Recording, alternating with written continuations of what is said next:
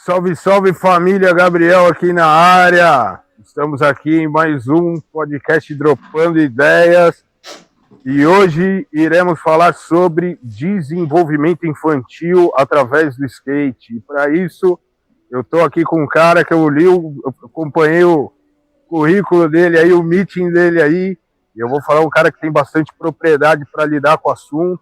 E além disso, vamos falar sobre estilo de vida, o skate como entrou na nossa vida, os momentos difíceis, as dificuldades que muitas vezes a gente enfrenta, né, no dia a dia, como a gente relaciona o skate nesse processo da vida, né, Clebão?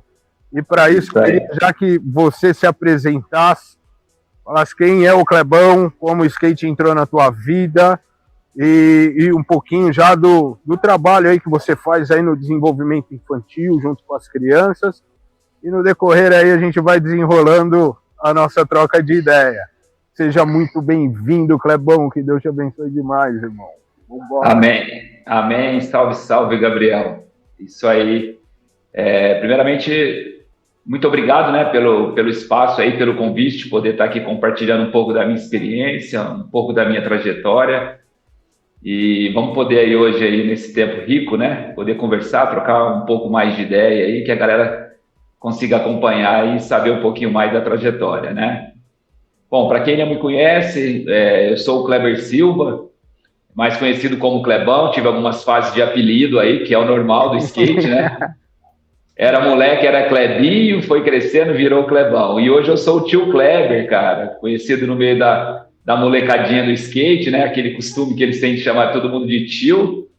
E acabei me transformando em tio Kleber aí. Eu acredito que seja o meu último apelido aí, pelo tempo.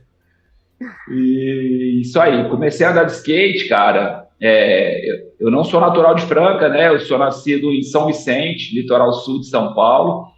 Mudei para cá aos meus 11 anos, meus pais são daqui. E conheci o skate aqui com meus 14 para 15 anos.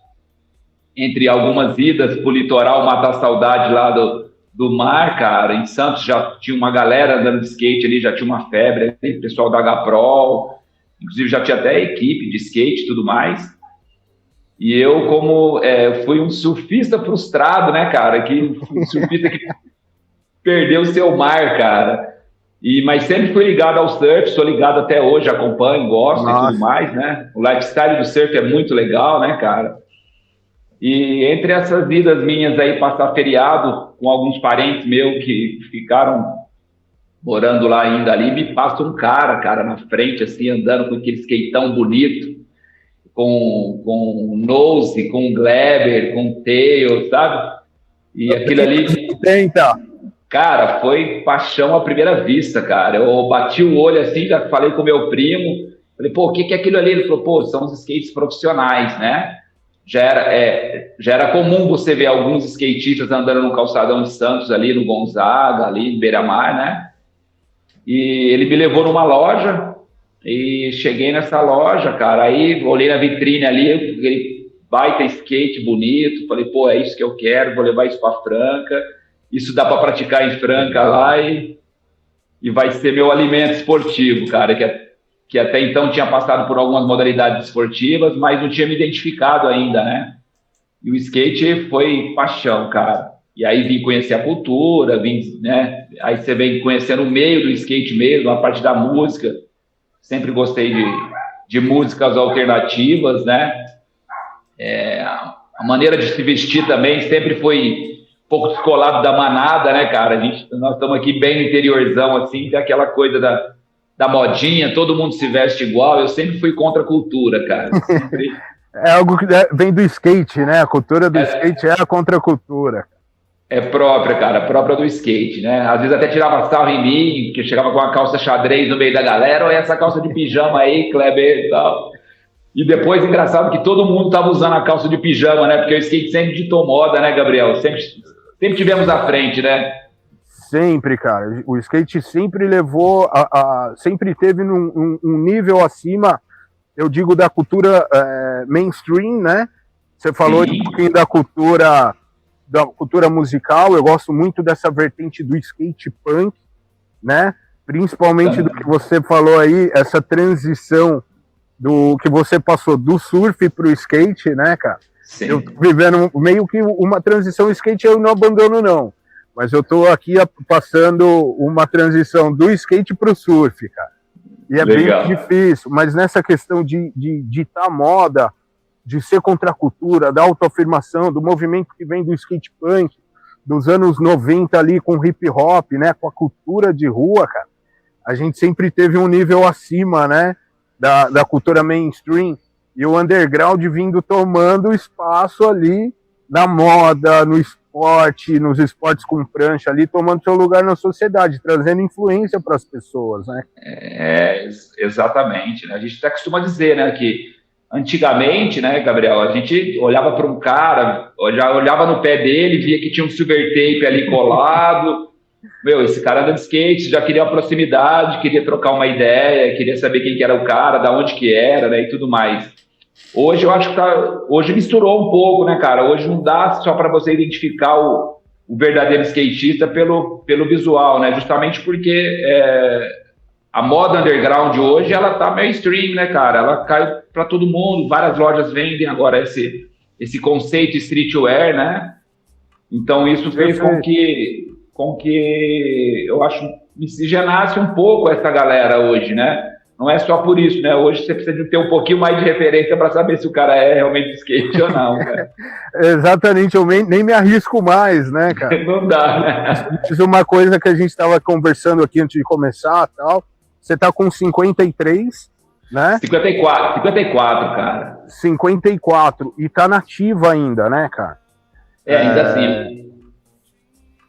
É igual eu te falei, assim, eu queria estar andando mais, cara, a verdade é essa. Apesar de eu estar ligado, né, graças a Deus, a minha profissão hoje, ela é uma profissão, na verdade eu sou um profissional do skate, né, eu não sou um skatista profissional, eu sou um profissional do skate.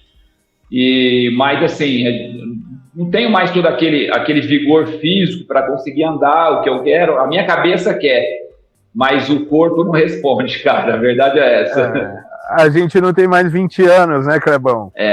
Eu tenho me cuidado, cara, assim, com alimentação, né, preparação física e tudo, mas mesmo assim a gente também tem que saber entender os limites, né, cara, até onde dá para andar, o que dá para fazer, e fica com aquele histórico saudoso, né, cara, eu já fiz essa manobra, já fiz aquela outra e tudo mais.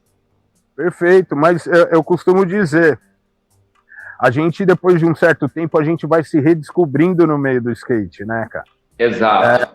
Principalmente na nossa mentalidade, na questão da forma como a gente pensa, enxerga algumas coisas, não só no skate, mas no mundo também, né? Da forma como as coisas estão acontecendo no mundo hoje. A gente muda, a gente entende os nossos limites físicos, né? Porque a gente não tem mais uma certa idade, né? O corpo já não responde tanto. Então a gente entra nessa questão da consciência de poder cuidar melhor da gente, né? Principalmente na alimentação, condicionamento físico. Depois de uma certa idade, isso a gente vira uma chavinha, né, cara? E algo muito interessante que você falou aqui, eu não sou hoje um skatista profissional, mas eu sou um profissional do skate, né? Eu vejo isso até na minha geração, que é uma antes da sua, né? Então não dá para identificar o skatista, porque às vezes ele se torna um médico, um advogado, né, cara? E Exato. semana vai andar de skate, porque passou esse período, já tem uma certa maturidade, uma formação profissional ali. Mas você falou como profissional do skate, né? Como o tio Kleber, né, cara? Então eu queria que você compartilhasse com a gente como que foi esse teu período de transição, de entender, né? De transição não, mas de entender. Poxa, eu quero viver do skate, eu amo, eu tenho paixão pelo esporte, mas o que eu vou fazer agora, né, cara? Então como que entrou o papel do formador de ser humano, posso dizer assim, do educador, do tio Kleber, na tua vida, e como que você consegue hoje desenvolver esse trabalho com as crianças, cara? Como que é isso? Então, Gabriel, e aí só voltando um pouquinho atrás aí da minha trajetória, né, que foi lá em 87 para 88, né, então você vê, estamos falando aí, bem dizer, quase 40 anos atrás, né, cara, e quando o skate me picou mesmo, a gente fala isso, né, cara, o bichinho picou o Kleber skatista, falou, meu, é isso que eu quero fazer. Tive a minha trajetória, né, como competidor, foram 15 anos intensos, dos meus 15 anos aos meus 30 anos. Claro que num outro cenário do skate, a gente tinha poucos campeonatos, não é como hoje, né, cara? Tem essa diversidade de campeonatos, a gente tinha poucos campeonatos. E confesso que não fui um bom competidor, cara. Sempre aquela tensão, aquele nervosismo, né? Que qualquer esporte antes da sua apresentação causa, né, cara? Eu nunca me dei muito bem com esse nervosismo, assim, sempre esse nervosismo ofuscava a minha apresentação. Até na hora do aquecimento era uma beleza, cara. Aquecia, fazia a minha linha, tava tudo no pé. Poxa, na hora de 1 minuto, na minha época era 1 minuto e meio, cara, a apresentação. Hoje é 45 segundos. Sim. Mas na minha época era 1 minuto e meio ali, cara, era um desastre. Não conseguia, as manobras não saíam, acertava uma ou outra só. E falei, pô, eu acho que não é por aí, né, cara? Mas mesmo assim, não deixei de praticar, né? Continuei praticando, continuei evoluindo, né? Que é o mais gostoso é você estar com a galera, o seu círculo de amizades ali, né? E aí os anos foram passando, né, cara? Eu, em 94, montei minha primeira marca de tênis, de skate, que até então tô em Franca, é um polo calçadista, né, cara? Eu falei, pô... E começou a ter uma ascensão dos tênis de skate. Falei, pô, eu vou montar uma marca de tênis de skate. E fiquei com essa marca até 2001. Em 99 montei uma loja. Falei, pô, vai ser uma skate shop. Eu acho que é o que vai... Qual era a marca, Clebão? Chamava Fortune Shoes. Fortune Shoes. Fortune Shoes. Aí eu vendia na capital, Galeria do Rock. Fazia um bate-volta em São Paulo, desovava tudo lá. Na época, a Galeria do Rock estava em alta, então tinha bastante loja ali. Era uma concentração, ainda, né? Uma concentração grande de lojistas ali, antes dos chineses chegarem ali e se apossar, né, cara, dos pontos.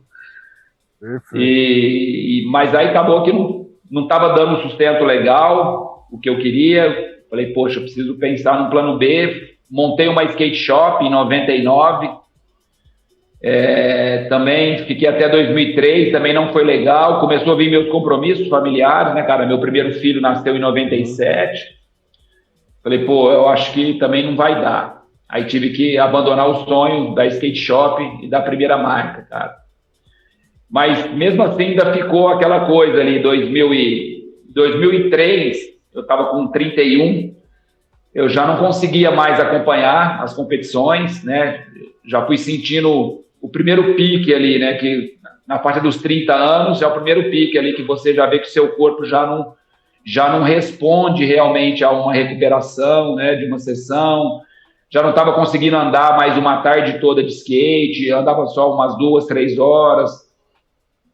Falei, pô, e aí eu trabalhava numa agência de publicidade que tinha um título de uma revista.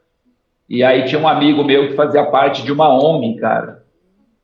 E essa ONG dava aulas para crianças, era aula de teatro, de percussão, violão e mais uma outra atividade que eu não me recordo agora. E no fundo desse local tinha uma quadra ociosa, cara. E esse amigo, e aí que veio que me falou, cara, tô com uma quadra lá, sou diretor de uma ONG e tal, você não quer começar a dar uma aula de skate lá? Poxa, imagina, 2003, Gabriel, eu falei, caramba, aula de skate? Mas a skatista não tem aula de skate. Não dá, skate claro. o skate a gente aprende com os amigos ali mesmo, ali, né, com aquela troca de experiência entre os amigos, o amigo dá um toque, dá uma dica, e ele me chamou, confesso que fui um pouco resistente. Falei, pô, não rola. Falei, não rola. Aí ele me chamou mais umas 2 vezes, cara, vamos lá só para você conhecer, para você ver o espaço que eu tenho e tal. E aí conseguiu me convencer e assim eu fui. Cheguei lá, uma quadra, um matagal enorme, alto pra caramba. Ele falou, cara, a minha ideia seria a gente fazer um mutirão roçar esse mato que está aqui, trazer uns grafiteiros, fazer um grafite em volta da quadra e a gente fazer as aulas de skate aqui, a gente mesclar. Revitalizar o espaço e usar em benefício da onda. Exatamente, Gabriel, isso aí. E aí ele falou, é o seguinte, era das 8, era todo sábado, das 8 a meio-dia. As 2 primeiras aulas eram aulas internas lá, a criança tinha que escolher entre teatro, percussão ou violão, né? E a outra aula podia ser a de skate, que era fora do espaço. E aí, aí a hora que ele falou de grafitar e tal, aí eu vi que começou a rolar uma comunicação legal. Falei, acho que ele tá entendendo o que é o skate, né, cara? E aí ele falou, e aí, vamos? Falei, vambora, tô contigo. E aí, assim, fizemos mutirão, limpamos a quadra, contactei alguns grafiteiros, eles compraram as tintas e tal, fizemos o grafite, deixou o lugar preparado, ele me falou, e aí, o que você precisa pro skate? Falei, cara, eu preciso ter umas rampas, ter alguns obstáculos, pelo menos para a gente dar o início. Então, você me faz a lista. Aí, fiz a lista de material, falei, o cara não vai comprar nada não, né, cara? E aí, o cara comprou, cara. Comprou as madeiras no meio da semana, como a gente trabalhava junto, né, a gente sempre se encontrava no meio da semana, ele falou, Cléber, as madeiras já chegou lá, cara, que dia que você vai lá para você fazer as rampas? Falei, ixi, caramba, assumi o compromisso, né, meu? Agora eu preciso honrar. Eu preciso honrar, cara. Cara, e aí foi nessas, cara. Aí comecei com as crianças, aí eles fizeram a parte da gestão ali, de poder fazer as inscrições, os horários, informar os pais como que seria e tudo, né? E aí eu comecei com o meu skate, cara. Só tinha o meu skate, não tinha mais nenhum skate. O apoio foi mais difícil, né, cara? Principalmente uma sociedade entender a necessidade do material, né, do skate, para você estar podendo dar aula ali, né, cara? Eu acredito que tenha sido um desafio aí para você, né, cara? Foi muito grande, né, cara? E não tinha referência. Eu acho que o único que já tinha um projeto social era o Sandro Testinha, com a ONG social. Eu acho que era o único que já tinha feito um trabalho dentro da Fundação Casa, antiga FEBEM, né, e tudo, que é toda a história aí que ele conta. Mas também a gente não tinha um acesso à internet, assim. Eu sabia porque a gente era do meio do skate, mas tipo, não tinha como ver, não é igual hoje, né? Hoje você tá ali, você faz uma busca, faz uma pesquisa, você tem um punhado de referências, né? E na época não tinha nenhuma referência, cara. E aí começamos essas aulas lá, cara, e aí o que aconteceu? As crianças faziam aula de skate, elas eram obrigadas a sair da quadra de skate e fazer a segunda atividade delas. E elas não queriam deixar o skate, cara. Começou a dar um problema lá nessa ONG, porque as crianças queriam repetir a aula de skate, queriam ficar no skate. E eu, assim, eu comecei com muita naturalidade, sabe? Tinha pouca experiência, a experiência que eu tinha era a experiência com o skate, né? Mas a questão da didática mesmo ali, com o ensinar a andar de skate, foi como eu fazia entre meus amigos, cara. Né? Como a gente fazia na rua de casa mesmo ali, né?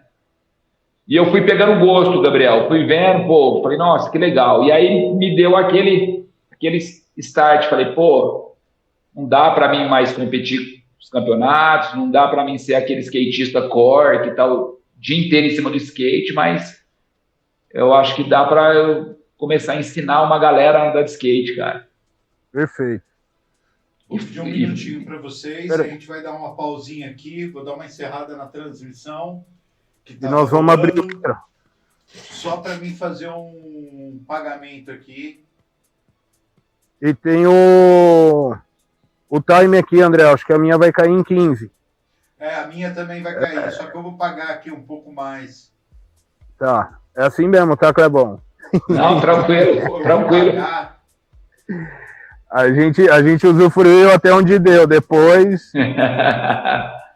É muita história, né, cara? 40 anos... Sim, cara. Mas faz parte do que a gente quer, cara. Eu acho que o skate traz isso, né? E não só o skate, a história de vida de cada um, né, cara? A nossa história de vida. O que você sangrou para chegar até onde você sangrou, o que você passou, né? Como que foi largar, de repente, o campeonato, ir para a ONG, né, cara?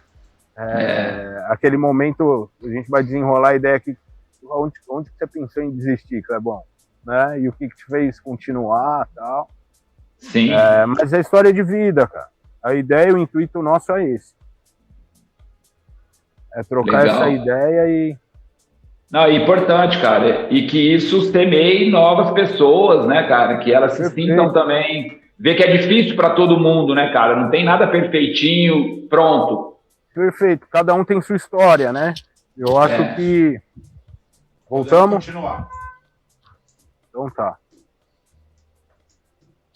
Então, e aí, Gabriel, eu comecei a enxergar isso, me deu um start, cara. Comecei a enxergar, falei, pô, tá prazeroso ensinar skate e ver aquela criança que nunca tinha, não sabia nem que base que era, se era goof, se era regular, e você poder começar instruindo ela ali de uma maneira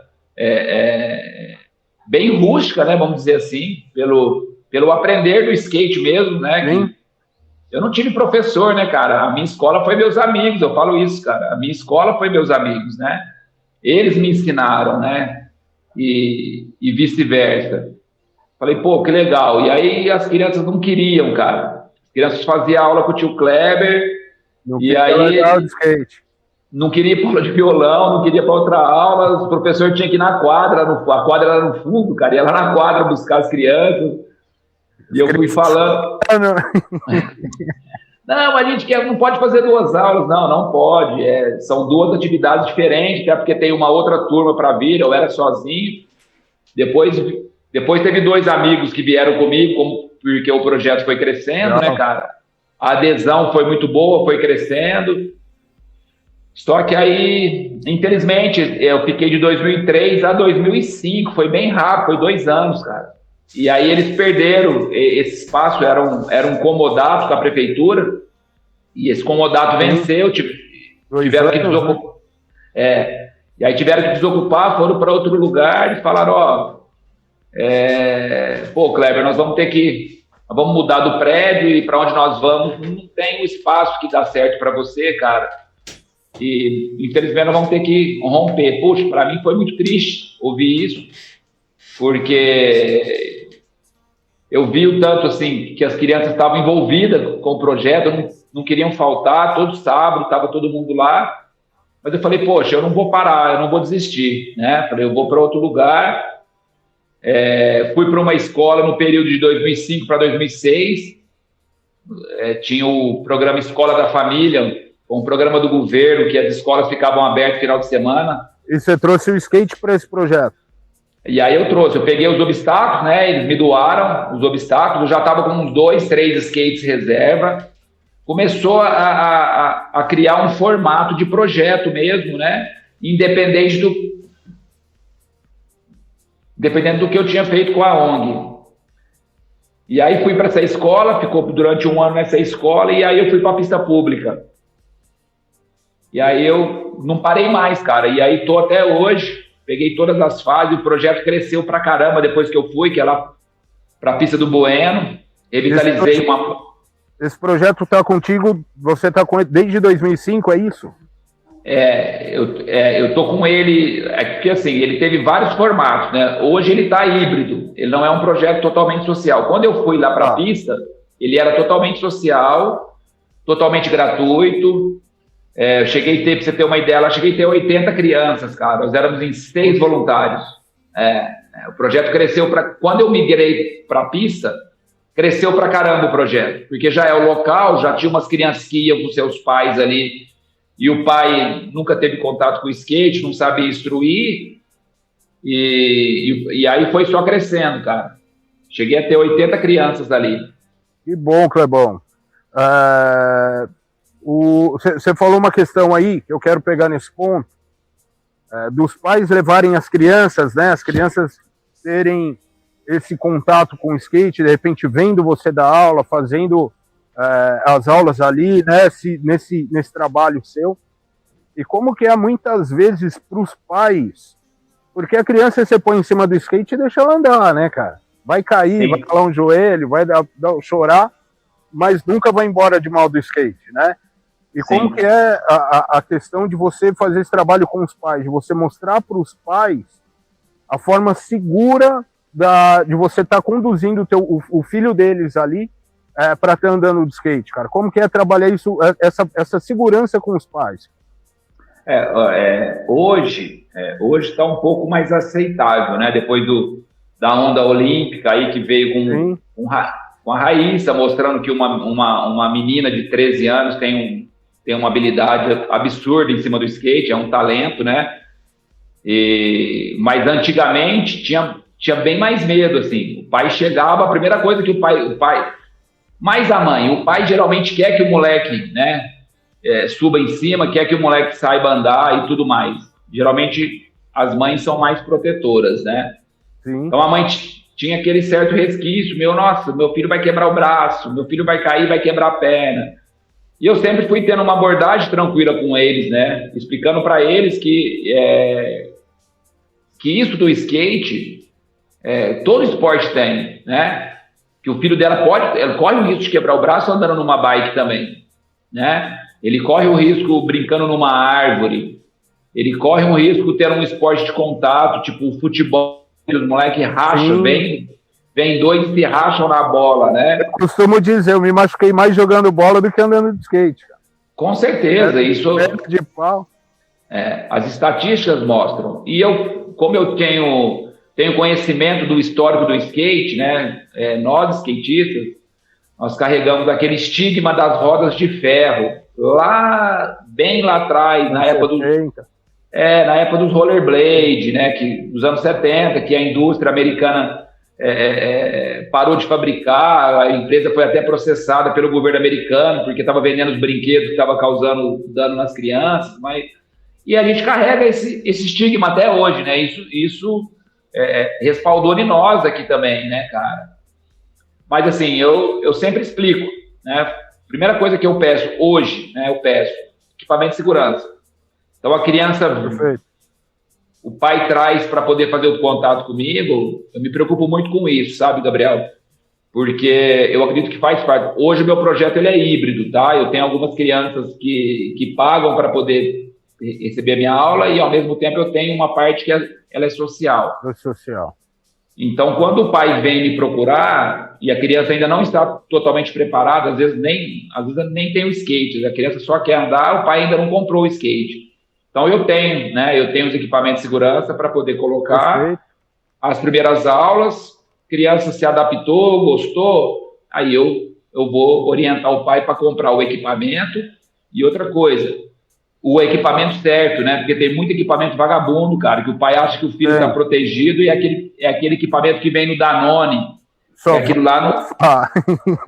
lá não protege nada, né, cara? Vem no chiclete, né? Vem no aquele que você fazia assim, ele saia voando. Exatamente. Bom, falando da formação das crianças, que idade que você acha interessante uma criança começar a fazer aula? Pelo menos para ela começar, porque o skate não tem idade, né, cara? Mas para começar a trabalhar, porque o sistema cognitivo de uma criança, o reflexo dos 5 aos 7, 8 anos é um, dos 8 aos 12 é outro, né?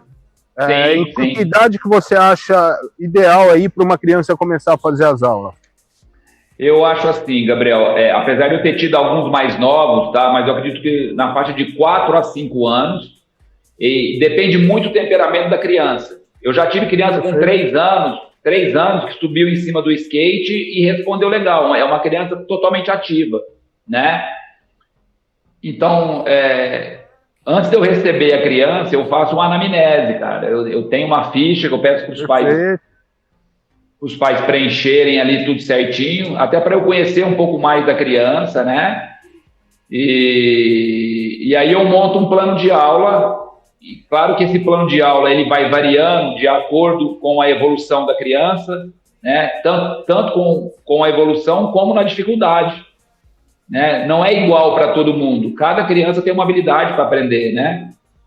Então eu faço isso, assim, e 5, 6 anos geralmente é uma idade legal. E nessa anamnese ali eu tenho algumas perguntinhas chave, né? Por exemplo, uma que eu posso te falar.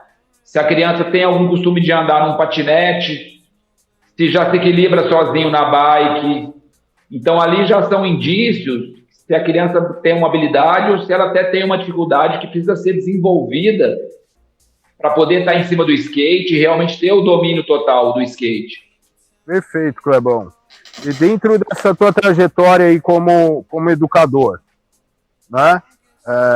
Qual foi a experiência com crianças, seja ela de uma classe social um pouquinho maior, de uma classe social onde ela não tem muitas condições ali de estar fazendo esporte, mas dentro da tua experiência, o que mais te marcou, cara? Qual foi a história de uma criança que você pegou e falou assim, poxa, isso aqui eu vou trazer para minha vida, isso aqui teve um significado, um certo peso para mim? Cara, eu tenho uma experiência que foi com um aluno, ele é um para-skatista, que é o Lucas. Quando eu conheci os pais, fui entender a história do Lucas. O Lucas ele nasceu com mielocefalia, né? Então ele da cintura para baixo ele não tem desenvolvimento dos órgãos, né? Da perna e tudo mais. E quando o pai me encontrou, a gente trocou uma ideia, eu falei, eu acredito que o skate na vida do teu filho, ele vai substituir a cadeira de roda. Eu acho que o skate, ele pensando lá no futuro, hoje o Lucas está com 9 anos, quando eu conheci ele tinha 6. Falei, o skate, pensando no futuro do teu filho, né, vai ser fácil para ele se movimentar dentro da classe de aula. Quando ele for adulto, para ele pegar um Uber é muito mais fácil, que é só o skate, colocar dentro do Uber e se transportar. Bom, e comecei um trabalho com ele, de primeiramente adaptar um skate para ele, né? Precisa ser adaptado um skate para ele. Troquei a lixa por uma borracha, colocamos uma rodinha mais macia, o skate precisa ser um pouco mais... os amortecedores têm que ser mais mole para ele conseguir movimentar o skate, ter mobilidade para poder virar melhor o skate, exatamente. E aí, Gabriel, comecei, cara, fazendo as aulas com esse aluno. E assim, logo na terceira aula, ensinei ele a descer as primeiras rampas, fui passando de acordo com o que eu já tinha visto, né, do nosso saudoso Og de Souza, que foi o Og de Souza. Fiz algumas pesquisas, falei, o Og ele anda desse jeito, é similar ao que o Lucas vai precisar de andar também e tal. Me preparei para poder ministrar essas aulas com ele. Cara, na terceira aula, e eu assim, super preocupado, né, porque tem que ter uma atenção maior, né, devido ao caso do Lucas. E era uma coisa nova até para você, né? Sim, sem dúvida. E eu trabalhando com ele só no plano reto, nada de rampa. Meu, chegou na terceira aula, ele já olhou para cima, e aí, tio Kleber, quando você vai me pôr na rampa? Partiu dele, entendeu? Ele se sentiu tão confiante que ele quis experimentar. Eu falei, não, mas a ideia seria só para a gente poder aprender a andar. Ele falou, não, eu quero andar na rampa. Eu falei, então você quer andar, nós vamos andar. Aí foi conversado com os médicos dele, que faz acompanhamento desde o nascimento dele e tudo mais, né? Saber, né, se podia ou não. Tivemos o ok primeiro. Aí o pai voltou com esse retorno aí, falando que, Kleber, não. Conversei com o médico falou que não tem problema nenhum, tomar cuidado só com a cabeça, usar um capacete e tal. Eu falei, não, então tá. Cara, e ele desenvolveu super bem. Tivemos no Corinthians, ele foi o terceiro, foi revelação do evento. Então, assim, foi muito marcante e um aprendizado muito grande. A gente pensar que a gente nunca deve limitar as crianças, porque a gente nunca sabe, cara, o potencial que cada criança tem, né? Ele precisa ser despertado, entendeu? Perfeito, é bom. E teve um outro caso também aqui, que é o Matheus. O Matheus é deficiente visual, cara. E aparentemente eu não sabia, ele já estava fazendo aula comigo já há alguns meses. Quando estava no formato social, tinha muita criança, não consegui perceber isso. O pai veio conversar comigo depois, falou, ó, ele enxerga 10% apenas de um olho. Falei, poxa, caramba, né? Falei, nossa, que dificuldade, né? A gente enxergar já é difícil, cara. Sem ter a visão completa, complicado. Falei, bom, vamos lá, vamos enfrentar o desafio, né? Comecei a dar aula para ele e lembro que um dia eu apliquei uma aula de Oli, ensinando para eles o movimento do Oli, como que é o pé de trás, o pé da frente que tem que arrastar, né? Toda a técnica. Falei, aí na próxima aula nós vamos reforçar essa aula, né? Hoje vocês aprenderam o posicionamento, próxima aula a gente reforça. Cara, na outra aula o moleque veio batendo o olho, foi o único que conseguiu bater o olho. Aí o pai dele veio me falar, é muito gratificante, eu conto com o maior orgulho essa história. O pai dele veio me falar, pro Kleber, cheguei em casa, ele pôs no YouTube, ele aprendeu pelo barulho, cara. O barulho dos vídeos deu a noção para ele do tempo que ele tem que fazer com a perna de... Olha, cara, que...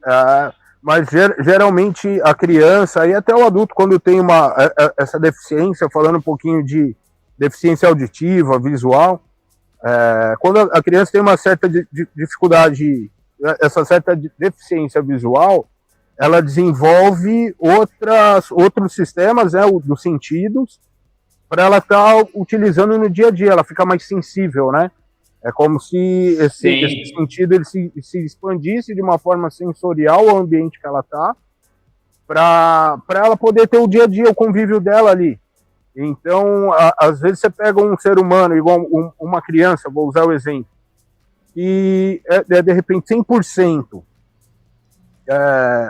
perfeita, tem a visão, a audição, né?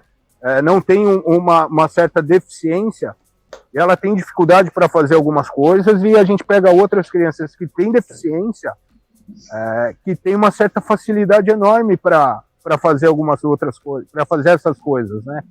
Exatamente. E isso é muito gratificante, o Kleber, porque eu também já trabalhei com criança, né?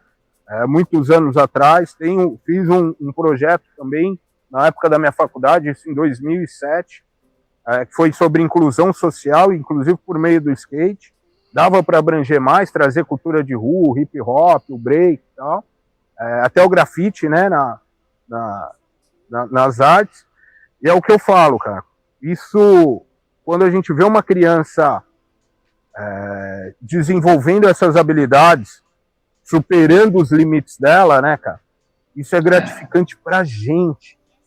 E a gente fala, lógico, o valor de você receber a aula, a grana que entra pra gente, pra nossa conta, para manter a gente, a nossa responsabilidade financeira é legal, é boa. Mas isso não tem preço que pague, né, cara?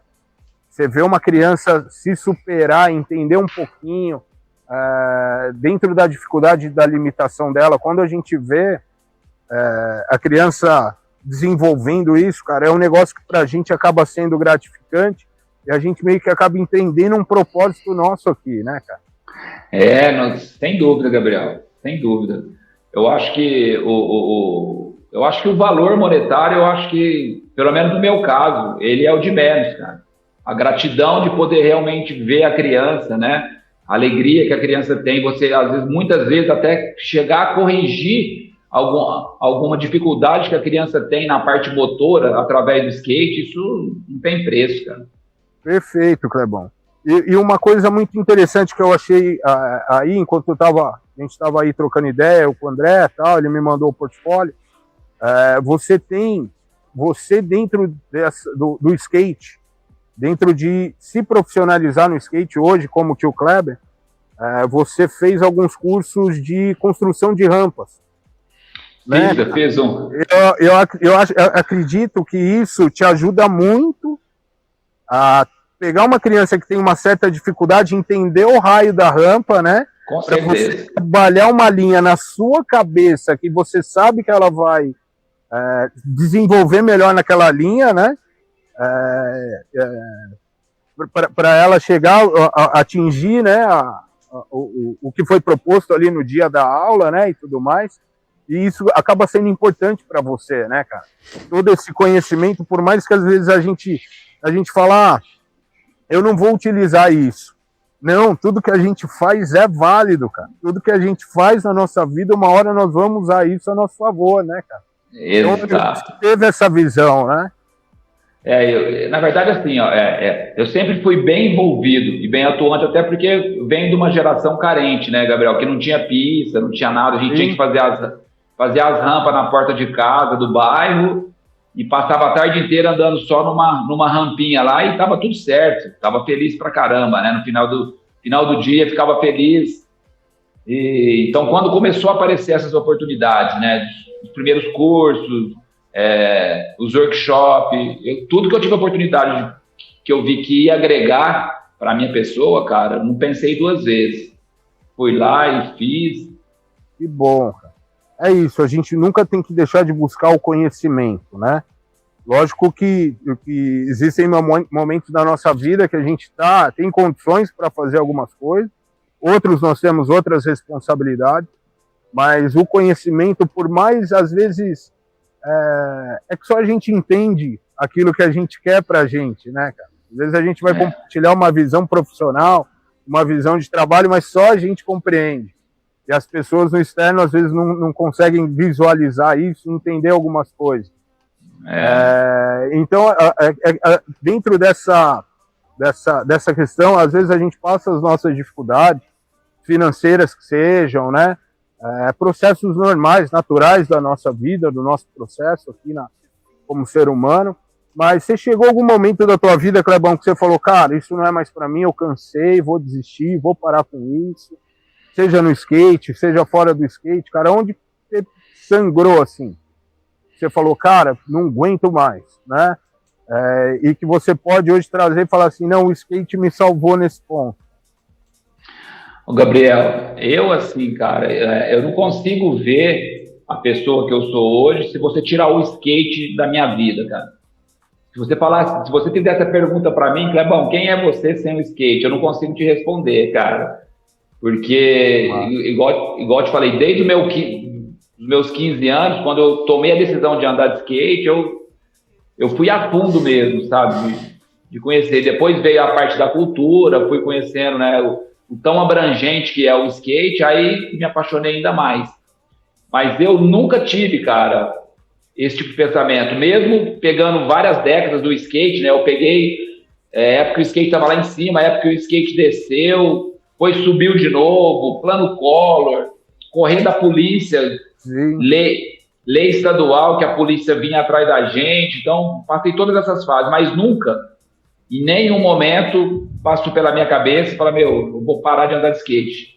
Graças a Deus, assim, eu nunca tive uma lesão grave, né? Assim, já tive alguns ralados, assim, bastante ralados, né? Mas uma lesão grave, por exemplo, um joelho, né? Ou que seja um braço quebrado. Nunca passei por isso também. Até acho que dei um pouco de sorte, porque eu acho que não foi falta de se arriscar, porque me arrisquei bastante. Mas eu sempre soube, assim, eu até acredito por eu ter entrado de cabeça na cultura do skate e também a cultura da música, a cultura da moda, né?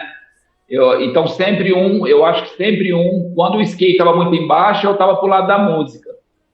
Sempre estava ali me alimentando, as bandas punk também, curti muito as bandas punk, então sempre tive em busca.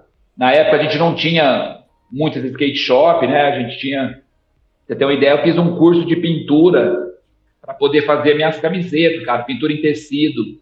Sim. Para fazer minha camiseta com uma logo pequenininha no meio, só para se sentir. Comprava a camiseta Enig na época, né? Era a única que vendia as camisetas lisas e fazia um loguinho, às vezes da Powell, né? Às vezes Santa Cruz, às vezes algumas marcas de surf, Hang Loose, Town Country, as marcas da época, Sandek, Billabong. Massa, a gente foi adaptando, né? Coisa da dificuldade do brasileiro, né, cara? E a gente pega várias histórias, você passou várias fases aí dentro do skate, pegou praticamente todas elas no skate nacional, depois do boom que teve nos anos 80, né, cara? Isso.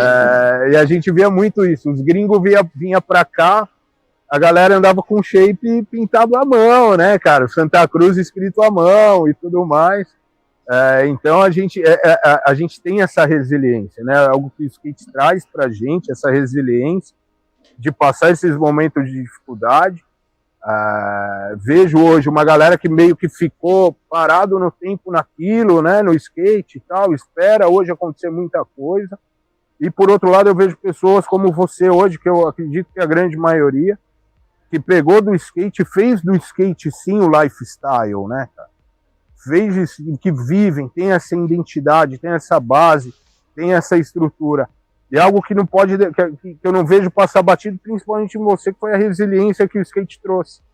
E acredito isso, que como um formador de pessoas, como um educador, é muito mais fácil você transmitir isso para uma criança hoje, né, cara?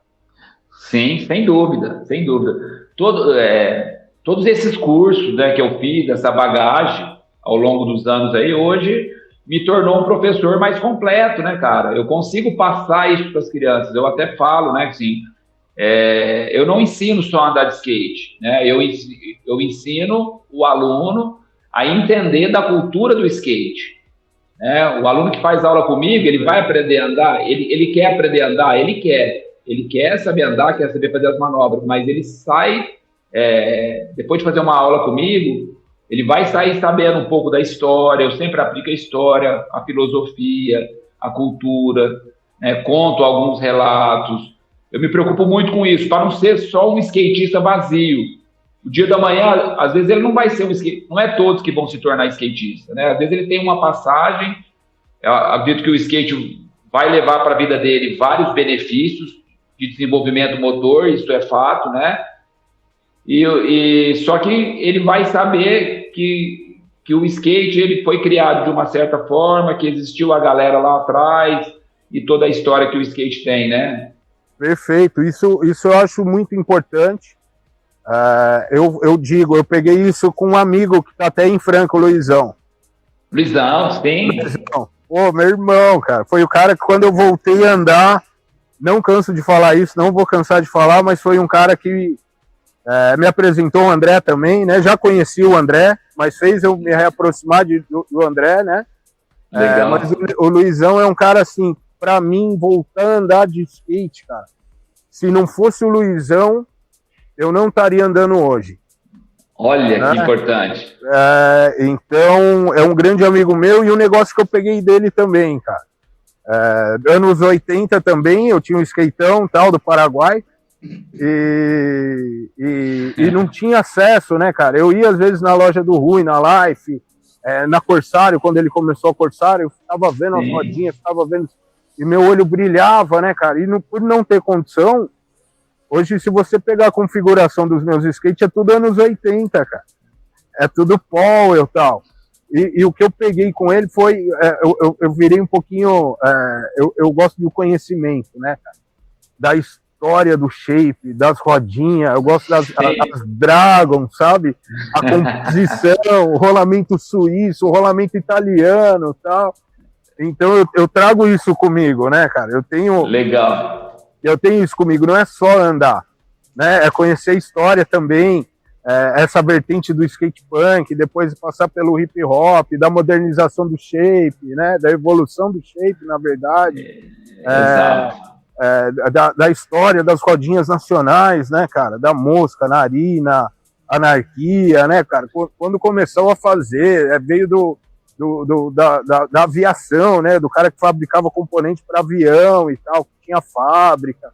Né, cara? Então, essa questão cultural, essa parte literária do skate, eu tenho muito apreço também. E busco muita informação, cara. História de próprio skatista, de superação, que parou, que de repente foi para o mundo das drogas e o skate resgatou. Eu tenho muito apreço por isso. Eu acho isso muito importante dentro da cultura, né, cara? Não, sem dúvida, sem dúvidas. Tipo assim, você foi falando aí, foi me passando um filme na cabeça, porque eu vivi tudo isso, cara. Eu até acredito que você falou de Corsário, do Rui, fui muito na Corsário na época, cara. Eu pegava o ônibus aqui em Franca. Franca é uma cidade menor do que Ribeirão, né? Sim. Então, meus pais me emanciparam com 16 anos para eu poder viajar para o litoral, né? Gostava muito, qualquer feriado aqui, eu pegava o ônibus e ia para lá. E com isso, que eles me deram uma independência, cara. O que eu fazia? Chegava sábado de manhã, eu pegava o primeiro ônibus para Ribeirão, chegava na rodoviária, parava na banca de frente ao Mercadão de Ribeirão, comprava uma edição da revista IE, uma edição da revista Overall, subia para a loja do Rui,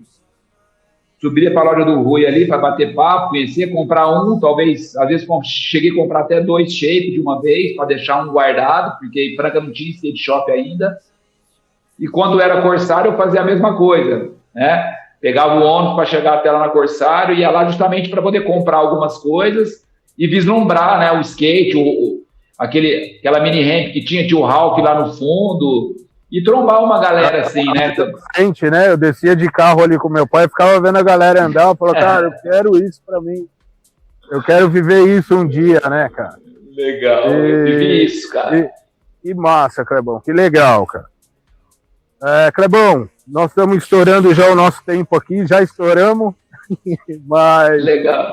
É coisa que a gente não vê o tempo passar, cara, senão a gente estende muito, não dá para carregar, e acredito muito que futuramente a gente vai trocar muita ideia aí, cara. E ó, legal. Tô migrando para cá, hein, tô apanhando, mas assim como não desistir do skate, não vou desistir do surf também, cara. É mais difícil, né, cara? O surf é uma outra leitura corporal, fora a questão, a leitura do mar, né, cara, que você precisa ter uma noção de como tá a onda do dia, é bem complexo. É nisso que eu tô apanhando, tanto que eu não tô indo sozinho, tô indo com a galera mais experiente e tal. Eu entendo que assim como no skate a gente precisa ter referência que estão acima da gente, né, cara? Sim, claro. A resiliência que eu trouxe do skate eu tô aplicando aqui agora. Que legal, cara, bacana demais. Clebão, estamos estourando aqui o nosso tempo, galera. Queria que você aí, Clebão, deixasse uma mensagem para a galera que está querendo começar a andar de skate. Para quem está parado e quer voltar, cara, o que você pode deixar de mensagem aí para essa galera? Bom, para quem está começando agora, né, seja independente da tua idade, né, se você tiver condição de ter um professor que consiga te orientar no início, tá? Acho muito importante, cara. Hoje eu vejo tanto que é rápido a evolução, né? Você tendo ali um professor que vai conseguir te passar as técnicas corretas do skate. E para quem tá parado, cara, se já tiver o skate, tira a poeira do rolamento. Se o amortecedor já ressecou, vai numa skate shop, troca o amortecedor, faz aquela regulagem. Não para não, cara, nunca deve parar. Você pode reduzir, mas nunca pare, cara, de andar. E procure encontrar a tua galera, né? A maioria das cidades tem a galera old school, né? Isso foi um resgate muito importante, uma força enorme aqui de nós brasileiros, né? Que tem essa onda da galera tá andando junto ali, justamente porque é o mesmo nível. Geralmente é de manhãzinha, que o fluxo da pista é um pouco menor, né? Porque para não atrapalhar a galera amadora também, né? A gente costuma dizer que é a ala geriátrica, né? Da pista. Das 7 às 10 só dá os old, né, cara? É só o horário dos old. A galera, até os amadores, fica até meio de, né? Bem, cumprimenta e tal. Mas das 6 da manhã até as 10 é só a terceira idade. Então, eu acho que é isso aí, Gabriel. Eu acho que essa é a mensagem. E não deixa o sonho morrer, né, cara? Eu acho que nunca, né? Parece até um clichê essa frase, né? Acredito no seu sonho, mas acho que a gente nunca deve deixar, né? Nunca deixe de fazer o que te faz bem, né, cara? Porque o skate ele não é só a manobra. Às vezes o cara fala, não vou porque eu não tô manobrando. Mas não é a manobra. É estar junto com a galera. Não é sobre isso, cara. É você estar junto, é você pertencer ali com a galera, com a resenha. Eu tenho dia que às vezes eu vou na pista ali, de domingo aqui é o dia que a gente se encontra. Tô até devendo a galera ali mais presença nesse rolê. Mas assim, eu tenho dia que eu vou mais para poder encontrar a minha galera, bater um papo, gritar o ié pro amigo, né? Que seja lá um simples rock slides, seja um simples olho no chão ali, bem executado, mas, meu, é o nosso troféu, né, cara? E a gente tem que estar alimentando isso, né? Perfeito, Clebão. Clebão, muito obrigado. Se deixar, a gente vai embora aqui, cara. A gente não para, mas temos o time. E é isso aí. Queria apresentar aqui os nossos patrocinadores. Estou aqui, conhece, Clebão? CAS 4, do Will. Cara, de Ribeirão. Eu não conheço o Will, mas eu conheço a marca. A marca já chegou em mim, eu já vi. Que massa, shapezão. Então esse aqui eu vou montar ele para mim. Will, obrigado. Will da CAS 4, interior de São Paulo, fortalecendo a cena do skateboard. Também temos aí Vulcano. Temos a Vulcano junto com a gente, Energy Drink, você que nunca tomou. Cara, energético, ó. Quantidade de cafeína é top para quem treina, para quem estuda. O energético aí que eu aprovo. Eu sou enjoado, hein, para tomar energético. Aquele energético mais leve, mas ele te dá foco, te dá energia. É bem legal também, cara. E, Clebão, até para você aí, Evolution Slides, não sei se você conhece aí também o Fê, grande abraço pro Fê aí da Evolution, ele fabrica uns corrimões, cara, e uma rampinha, uma jumper, cara, material de primeira, acabamento de solda, acabamento dos corrimão, então para quem tem projetos aí, quer ter uma mobilidade, cabe certinho num carro pequeno, ele fez projetado tudo para isso mesmo, para ter essa facilidade de transporte. E é isso aí, galera. Também queria deixar aqui um agradecimento muito especial para quem quer vir para Floripa. Casa Samaúma, aqui no Campeche, né? Fiquei hospedado aqui alguns dias, estou aqui hoje fazendo essa gravação. Vai ser muito bem acolhido aqui, muito bem recepcionado. Está num lugar paradisíaco aqui, natureza, mar, 30 passos da praia. Eu queria deixar meu agradecimento aí para a Jaque, para todo o pessoal, para a família dela toda aqui. Que abriu essas portas aqui para mim, tá dando um suporte não só para mim, mas para o Dropando Ideias aí hoje. Eu ainda tô sem sinal de internet. E é isso aí, galera. Forte abraço, Clebão, mais uma vez, obrigado por tudo, gratidão, irmão. Que Deus te abençoe. Nós vamos ter que marcar outro rolê desse, hein, cara. Nós vamos trazer nós vamos trazer mais história ainda no skateboard, cara. Eu sei que você é um cara que tem prazer, tem brilho no olho no que você fala. E me senti muito à vontade de te ouvir aí, cara. Foi muito bom aí essa nossa troca de ideia.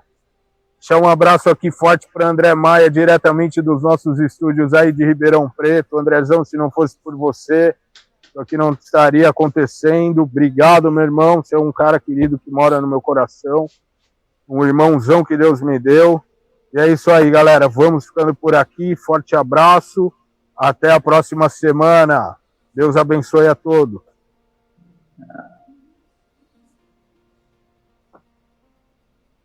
Um, dois, três.